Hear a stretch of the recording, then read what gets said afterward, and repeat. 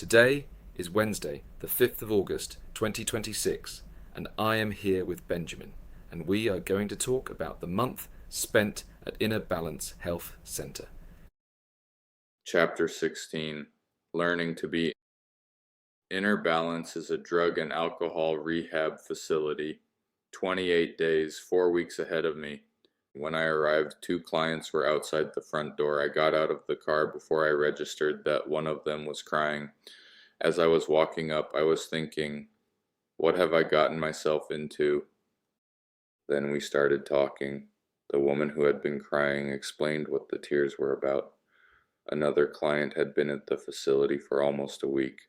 That day was the first day her veins had been visible enough to get her blood drawn. That was what tears looked like at Inner Balance, not from breakdown, from a group of people who cared about each other and genuinely wanted to see each other heal. After getting settled into my room, my first afternoon at the facility, I attended my first group activity. It was a mask exercise. Each of us was given a blank mask. On one side, we were to design what we presented to the world. On the other side, what we actually felt internally. One side was solid gold, the whole half covered, perfect. The other side was the same solid gold with black lines spider webbing through the entire surface, the same gold, fractured. The exercise didn't reveal anything I hadn't already known. It externalized it. The gap I had been carrying for years was now in front of me on a mask I had made, and being comfortable rendering it that openly with this group of people on day one was how I knew I was in the right place. There were 4 people at the center when I arrived. Another man arrived the same day I did. The 6 of us were the group. We were a little family for the 4 weeks we lived together. Each of us had assigned household chores, the kind of tasks that fall by the wayside when someone is in active addiction.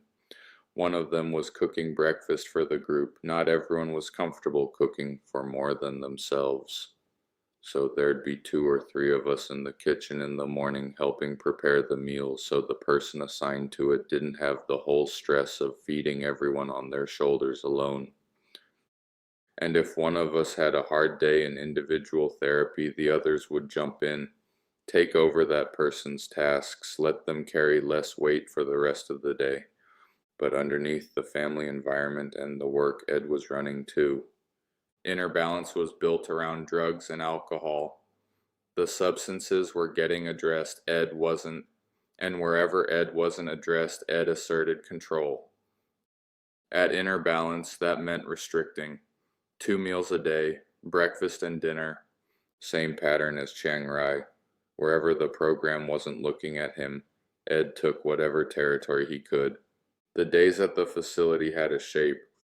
4 or 4:30 a.m. I'd wake up, Tai Chi first, journal for the next hour, mapping parts with what Kim had given me, then down to the basement for rehab exercises, shoes on, out for the metronome walk and run, back to the house, get ready, breakfast with the others, first group at 9, individual sessions throughout the day, another group at 3 or 4, then dinner. The day was over. During my second week in an individual session, one of my therapists had had a stroke herself. She had also struggled with addiction earlier in her life. The 2 pieces of her history were the same 2 pieces of mine. We had gotten to know each other over our first session. This was our second. I came in. She sat me down, a wall of books behind me, a chair facing her. She had spun her computer chair around to face me. She said, "Ben, you are a human doing, not a human being. And over these next 2 weeks, you need to learn how to be." This cut through every piece of armor I had put up to protect the self. She had walked through the deepest layers of the mask that had formed in childhood, the perfectionist self underneath all of them. There was no fight in me. No, she's wrong. Just, yes, you're right. The morning routine kept running. But now with one addition. Her words were running through my head every day. You're a human doing. You need to learn how to be.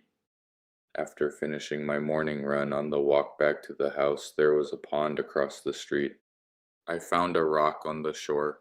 The first day I sat there for maybe 2 minutes, not even that, just observing. The sky going from black before dawn to streaks of pink, purple, orange, yellow, red, then blue. The sensations in my body. 2 minutes was as long as I could tolerate. It was the first time I had ever sat without a goal. I had meditated before with the goal of meditating, of deepening the breath. I had sat in yoga poses, but I had never just sat. Over the next 2 weeks, the time on the rock extended. I wasn't measuring it. The 2 minutes on the first day became more across the weeks, but it didn't extend in a straight line. It moved like a stock market, up, down, up higher again. Some days I sat longer than the day before, some days I couldn't. That's how everything in a body moves. The trend was the only honest measurement. By the last day at Inner Balance, I was sitting there for what I'd guess was about 15 minutes. Later that morning, I was in an Uber to Denver, leaving Inner Balance.